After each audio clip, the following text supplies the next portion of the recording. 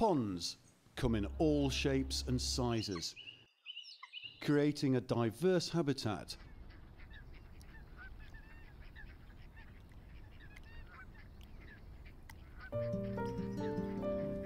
Sadly, globally, many bodies of water and the organisms that depend on them are under threat.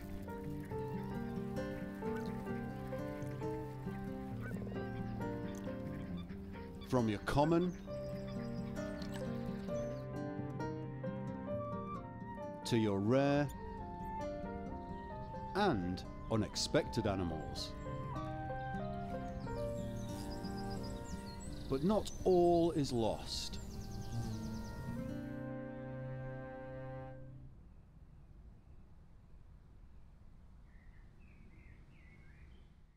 The animals you find near a pond inspired many of our favourite characters from children's books and programmes, such as Frog and Toad, the Ugly Duckling, the Newt in the Suit, and the Wind in the Willows. Engaging in pond dipping events has always been a very popular pastime activity for young families, so it's perhaps not that surprising that we still recognise the familiar faces of the animals we watched in our childhood.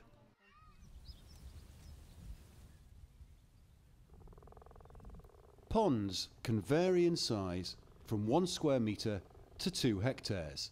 That's the equivalent of 2.5 football pitches. Small water bodies, such as garden ponds, are an ideal habitat and breeding ground for frog and toad.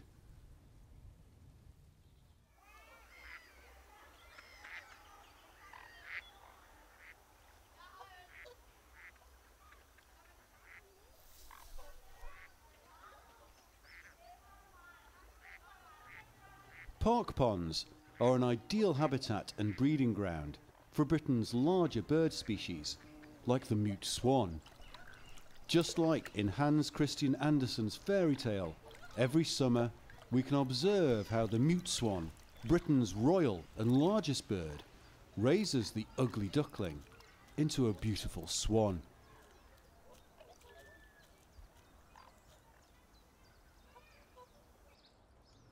Ponds attract a vast amount of invertebrates, such as dragon and damselflies, that breed near the water body and deposit their eggs underwater.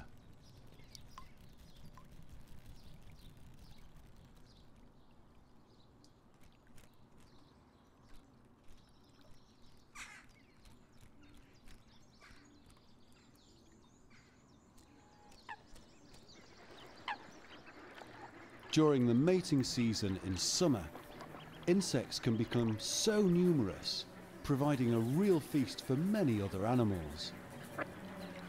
These insects are an important source of protein for birds, providing enough energy to successfully breed and raise their young.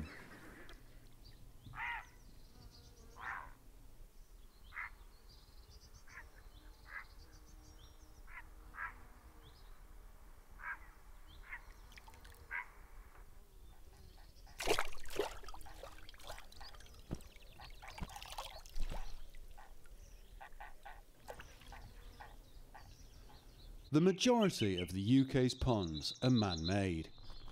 In some cases, we even create the habitat unintentionally. The Rixton clay pits used to be a clay extraction site. When the pits were abandoned, the holes dug in the ground filled and transformed into wildlife ponds. Now these ponds are an important conservation area. The reeds growing nearby provide a breeding ground for the threatened reed bunting. The Rixton clay pits are now Britain's most important newt habitat.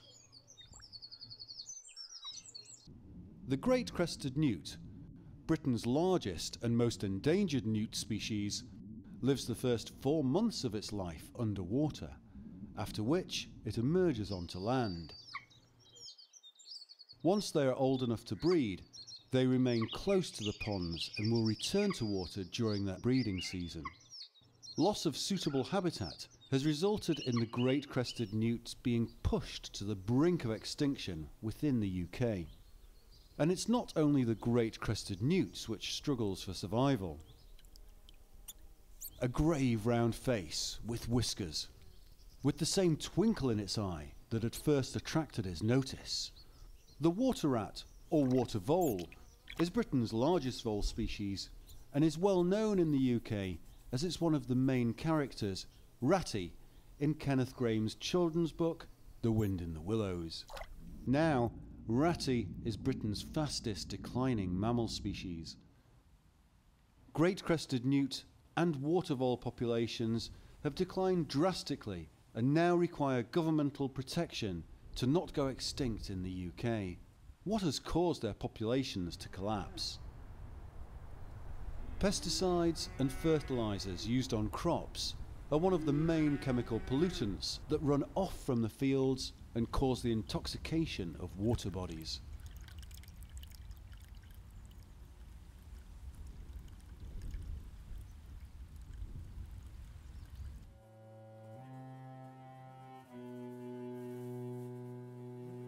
Oil and gasoline washing off from vehicle leaks and industry waste creates an uninhabitable environment. During the 20th century, the UK lost half of its ponds. A recent study by the Freshwater Habitat Trust has revealed that from the remaining ponds, 80% were in poor health, supporting very little life.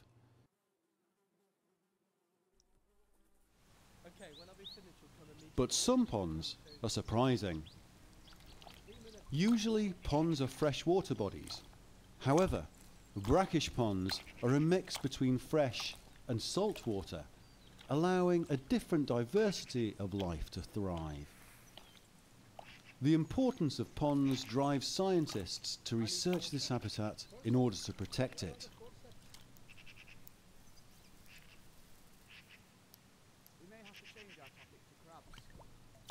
Even scientists refer to pond dipping as a popular research method.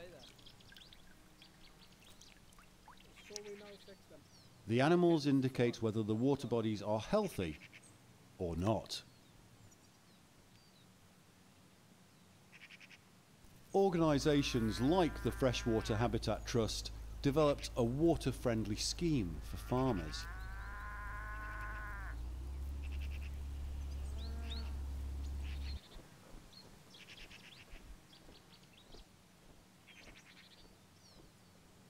They also provide free advice on how to establish a pond and organise numerous wildlife and pond dipping events for local communities.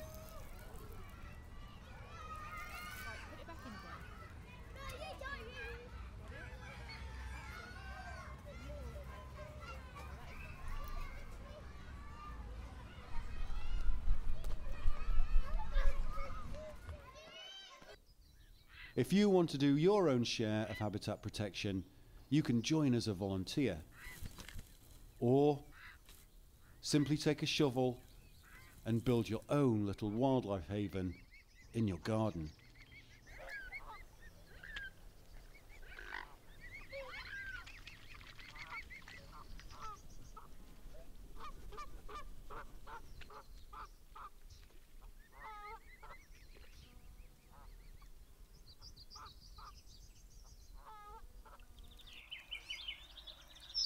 There are many ways to secure Kermit's and Ratty's future.